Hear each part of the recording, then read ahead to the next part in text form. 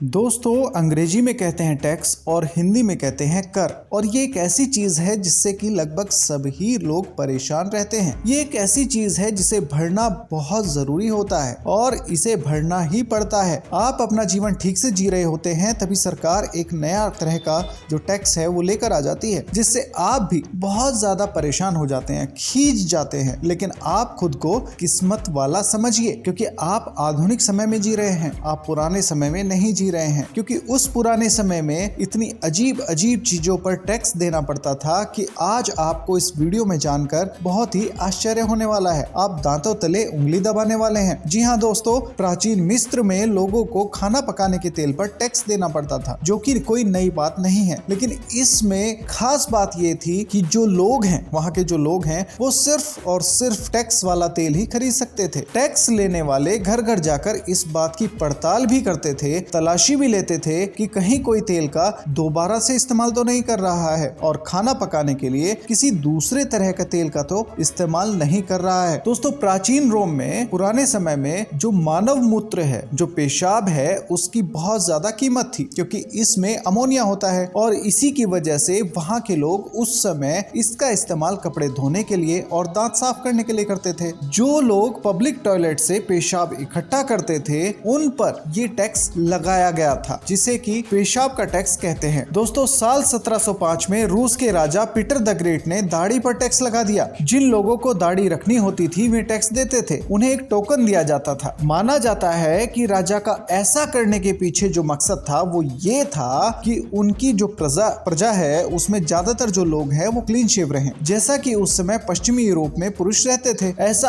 आज हो जाए तो भारत में आधे लड़कों की तो पूरी सेविंग टैक्स में चली जाए। दोस्तों, 1885 में कनाडा ने एक टैक्स निकाला था जिसका नाम था चाइनीज हेड टैक्स। इस टैक्स में कनाडा में चीनी प्रवासियों के प्रवेश पर टैक्स लगाया गया था। 1923 में कुछ अपवादों के साथ चीनी प्रवासियों पर एकदम ही रोक लगा दी गई। दोस्तों, 1660 में इंग्लैंड ने फायर प्लेसेस यानी कि चिमनियों पर टैक्स लगा दिया। टैक्स न चुकाना पड़े, इसकी वजह से लोगों ने अपने घरों के फायर प्लेसेस को ढकना शुरू कर दिया। याद रखिए कि यह 17वीं शताब्दी का इंग्लैंड था और तब भीषण ठंड पड़ती थी। 1689 में ये टैक्स हटा लिया गया था। दोस्तों, इंग्लैंड ने ही फायर प्लेसेस के बाद साल 1696 में खिड़की पर टैक्स लगा दिया था, विंडोज पर टैक्स लगा दिया था। जिन लोगों के घर में ज्यादा खिड़कियां थी उन्हें ज्यादा टैक्स देना पड़ता था। इसके बाद लोगों ने अपने घरों की खिड़कियां बंद करनी शुरू कर दी। जल्द ही ये स्वास्थ्य संबंधी समस्या बन गया और 1851 में इस टैक्स को हटा लिया गया। आप पूरे इंग्लैंड में आज भी ऐसे घर देख सकते हैं जिनकी खिड़कियां बंद कर दी गई थी। दोस्तों, 19वीं सदी में केरल के बड़े हिस्से में त्रावणकोर के राजा का शासन था। यहाँ निचली जातियों की महिलाएं अपने स्तन नहीं ढक सकती थी। अगर वे ऐसा करती पाई जाती तो उन्हें ब्रेस्ट टैक्स यानी स्तन कर देना पड़ता था। यहीं पर नंगेली नाम की महिला थी। जब उसने स्तन ढकने के लिए कर देने से इनकार कर दिया तो नंगेली ने अपना स्तन खुद काटकर उनके सामने रख दिया। खून बहने से उसकी मौत हो गई और ये टैक्स हटा लिया गया। दोस्तों, 1712 में यूरोप की सरकार ने साबुन पर भारी टैक्स लगाया। ये टैक्स इतना ज्यादा था कि साबुन बनाने वाले भी ब्लैक में साबुन बनाने लगे। अजीब बात तो ये है कि ये अजीब टैक्स 141 ईयर्स चला। साल 1835 में इस टैक्स को